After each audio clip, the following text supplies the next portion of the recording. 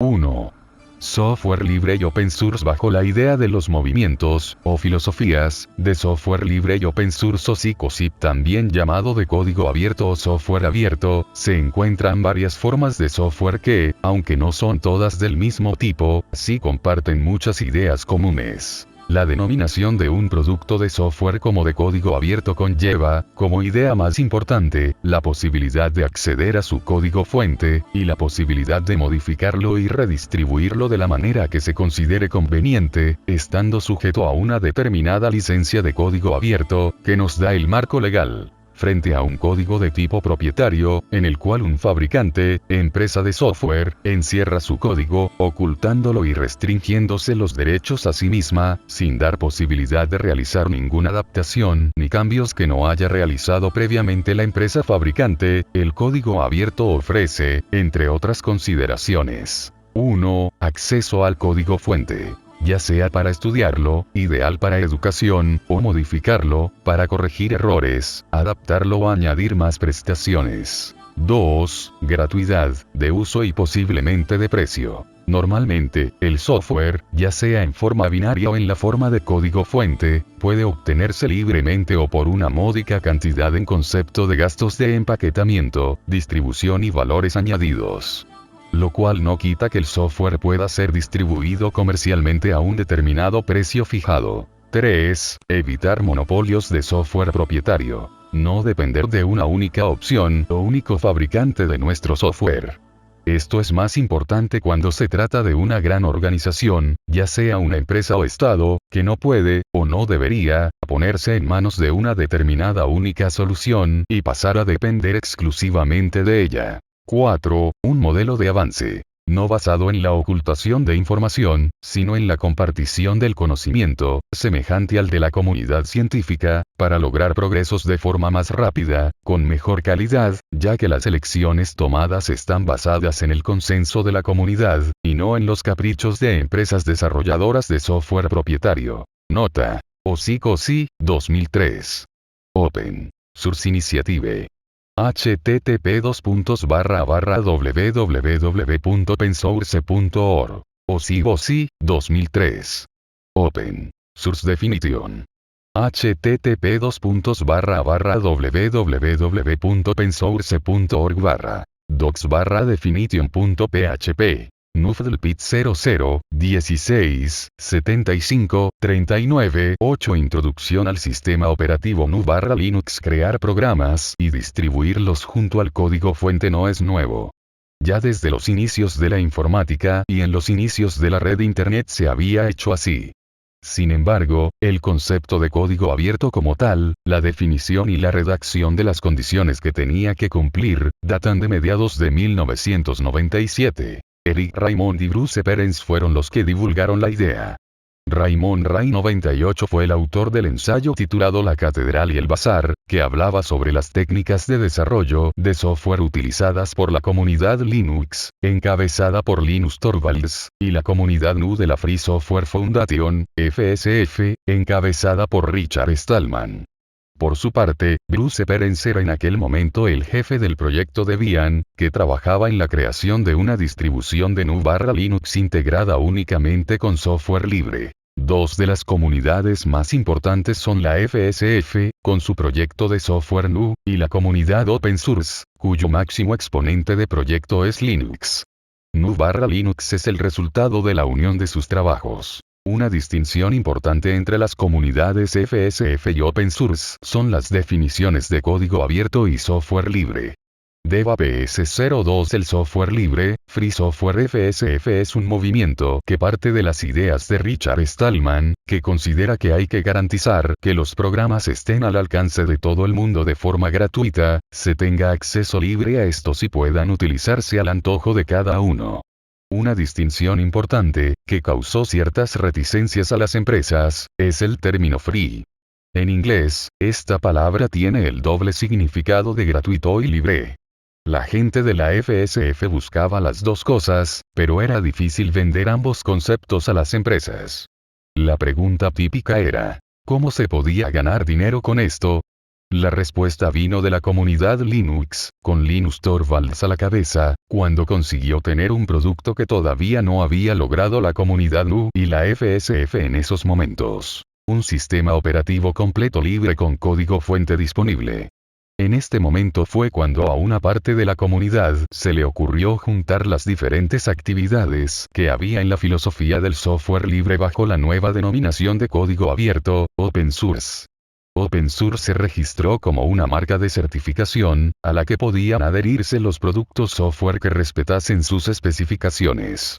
Esto no gustó a todo el mundo. De hecho, suele haber cierta separación y controversias entre los dos grupos del Open Source y la FSF, con GNU, aunque son más las cosas que los unen que las que los separan. Nota. Podéis ver la versión española de RAI 98 en http://es.tldp.org/otros/catedral/catedrales paper, 00 html. Nufdlpit 00, 16, 75, 39, 9 Introducción al sistema operativo GNU/Linux. En cierta manera, para los partidarios del software libre, como la FSF, el código abierto, u open source, constituye un paso en falso, ya que representa una cierta venta al mercado de sus ideales, y deja la puerta abierta a que se vaya haciendo propietario al software que era libre.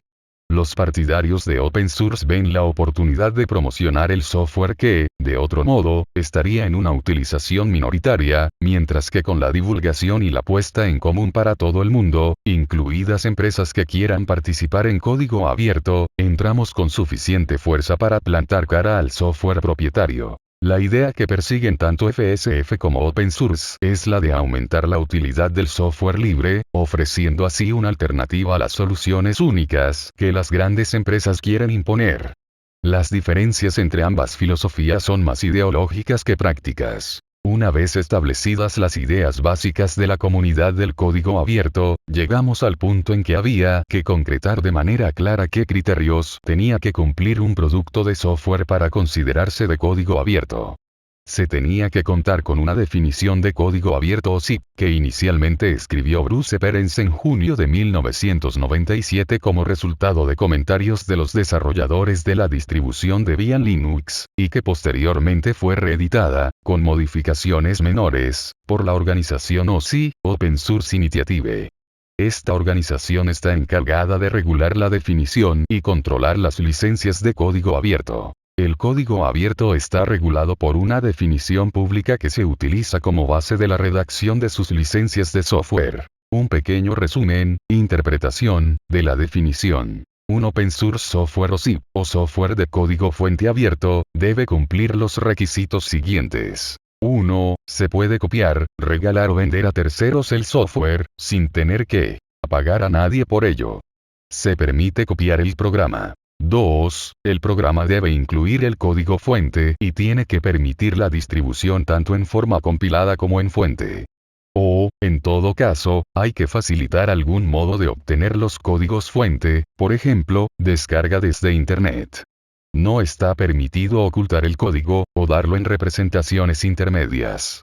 Garantiza que se pueden hacer modificaciones. Nufdlpit 00, 16, 75, 39, 10 Introducción al sistema operativo GNU/Linux 3, la licencia del software tiene que permitir que se puedan realizar modificaciones y trabajos que se deriven, y que entonces se puedan distribuir bajo la misma licencia que la original. Permite reutilizar el código original. 4. Puede requerirse la integridad del código del autor, o sea, las modificaciones se pueden presentar en forma de parches, patches, al código original, o se puede pedir que tengan nombres o números distintos a los originales. Esto protege al autor de que modificaciones puedan considerarse como suyas. Este punto depende de lo que diga la licencia del software. 5. La licencia no debe discriminar a ninguna persona o grupo. No se debe restringir el acceso al software. Un caso aparte son las restricciones por ley, como las de las exportaciones tecnológicas fuera de Estados Unidos a terceros países. Si existen restricciones de este tipo, hay que mencionarlas. 6. No debe discriminar campos laborales. El software puede utilizarse en cualquier ambiente de trabajo, aunque no haya estado pensado para él. Otra lectura es permitir fines comerciales. Nadie puede impedir que el software se utilice con fines comerciales. 7. La licencia es aplicable a todo el mundo que reciba el programa. 8. Si el software forma parte de producto mayor, debe permanecer con la misma licencia. Esto controla que no se separen partes para formar software propietario, de forma no controlada. En el caso de software propietario, hay que informar que hay partes, y cuáles, de software de código abierto. 9. La licencia no debe restringir ningún software incorporado o distribuido conjuntamente, o sea, incorporarlo no debe suponer ninguna barrera para otro producto de software distribuido conjuntamente. Este es un punto polémico, ya que parece contradecirse con el anterior. Básicamente, dice que cualquiera puede coger software de código abierto y añadirlo al suyo sin que afecte a las condiciones de su licencia, por ejemplo, propietaria, aunque sí que, según el punto anterior, tendría que informar que existen partes de código abierto. 10. La licencia tiene que ser tecnológicamente neutra.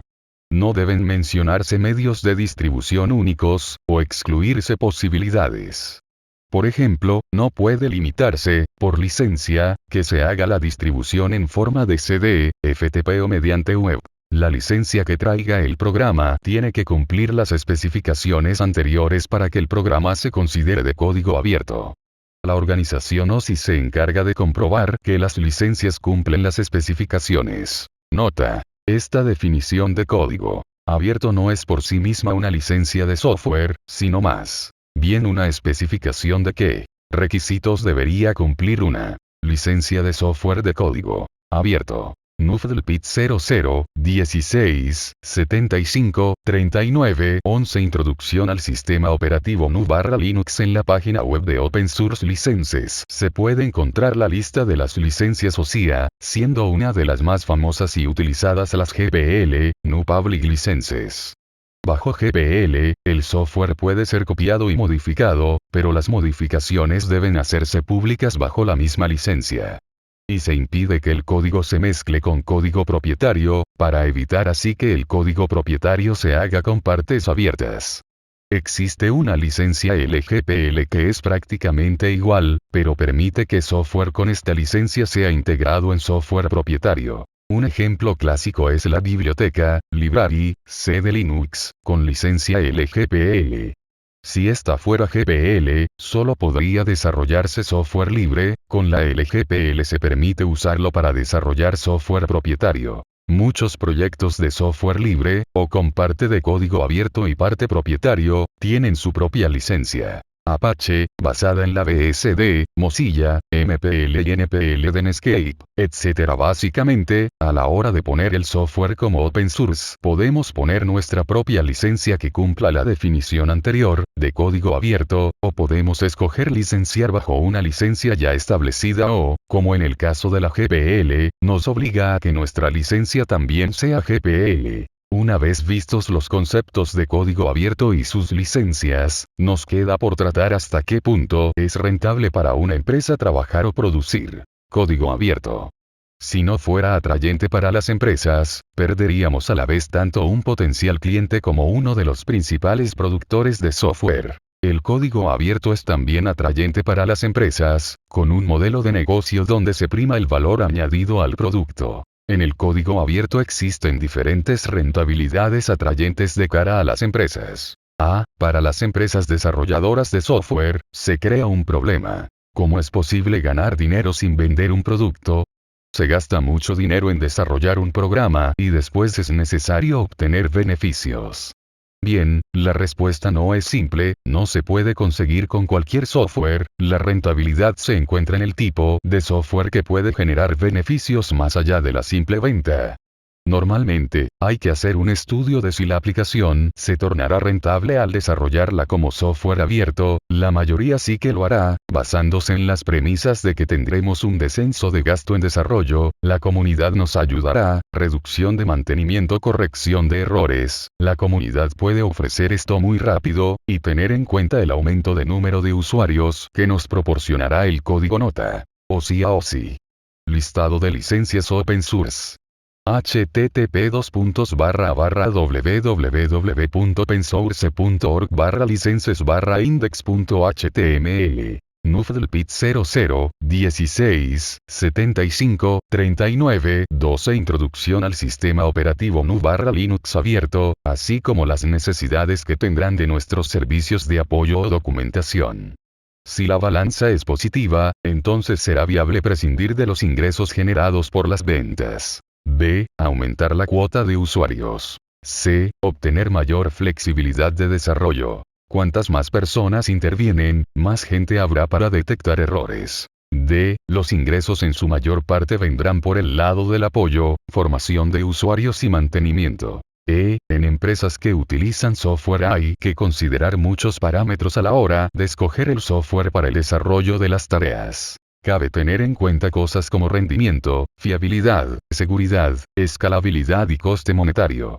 Y aunque parece que el código abierto ya supone de por sí una elección por el coste económico, hay que decir que existe software abierto que puede competir con, o incluso superar, el propietario en cualquiera de los otros parámetros. Además, hay que vigilar mucho con las opciones o sistemas propietarios de un único fabricante. No podemos depender únicamente de ellos, podemos recordar casos, en otros ámbitos, como los vídeos beta de Sony frente a VHS, o en los PC la arquitectura microchannel de IBM. Tenemos que evitar el uso de monopolios, con lo que estos suponen. Falta de competencia en los precios, servicios caros, mantenimiento caro, poca, o nula, variedad de opciones, etc. F. Para los usuarios particulares ofrece gran variedad de software adaptado a tareas comunes, ya que buena parte del software ha sido pensado e implementado por personas que querían hacer esas mismas tareas pero no encontraban el software adecuado. En el caso del usuario particular, un parámetro muy importante es el coste del software, pero la paradoja es que en el usuario doméstico es donde se hace más uso de software propietario. Normalmente, los usuarios domésticos hacen uso de productos de software con copias ilegales. Algunas estadísticas recientes indican índices del 60.170% de copias ilegales domésticas en algunos países. El usuario siente que solo por tener el ordenador doméstico PC ya tiene derecho a disponer de software para usarlo. En estos casos estamos bajo situaciones ilegales que, aunque no han sido ampliamente perseguidas, pueden serlo en su día, o bien se intentan controlar por sistemas de licencias, o activaciones de productos. Además, esto tiene unos efectos perjudiciales indirectos sobre el software libre, debido a que si los usuarios hacen un uso amplio de software propietario, esto obliga a quien se quiera comunicar con ellos, ya sean bancos, empresas o administraciones públicas, a hacer uso del mismo software propietario, y ellos sí que abonan las licencias a los productos. Una de las batallas más importantes para el software libre es la posibilidad de captar a los usuarios domésticos, lo que se denomina mercado desktop, o escritorio, referido al uso doméstico o de oficina en las empresas. Nota: las copias ilegales domésticas también son denominadas a veces copias piratas. NUFDLPIT 00, 16, 75, 39, 13 Introducción al sistema operativo GNU/Linux G. Por último, los estados, como caso particular, pueden obtener beneficios importantes del software de código abierto, ya que pueden disponer de software de calidad a precios ridículos comparados con el enorme gasto de licencias de software propietario, miles o decenas de miles. Además de que el software de código abierto permite integrar fácilmente a las aplicaciones, hay que tener en cuenta cuestiones culturales, de cada país, como, por ejemplo, la lengua. Este último caso es bastante problemático, ya que en determinadas regiones, estados pequeños con lengua propia, los fabricantes de software propietario se niegan a adaptar sus aplicaciones, o instan a que se les pague por hacerlo.